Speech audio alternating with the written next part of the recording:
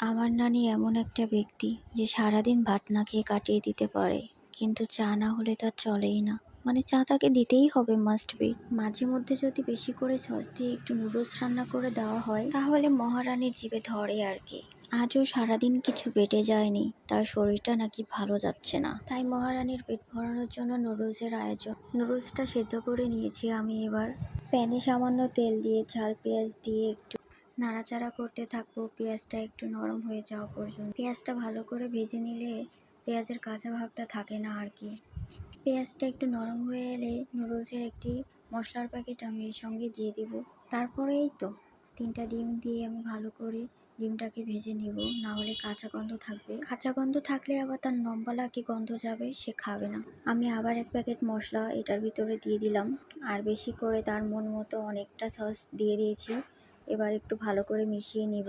ডিম ভাজার সময় মশলা দিয়ে দেওয়ার কারণ হচ্ছে এতে ডিমের ভিতরে মশলার একটা অ্যারোমা থাকে। এবার সেদ্ধ করে রাখা নুডলসগুলো দিয়ে দিলাম। নুডলসগুলো সসের সঙ্গে ভালোভাবে মিশিয়ে নিব। এই তো রেডি হয়ে গেল মহারানীর জন্য খাবার।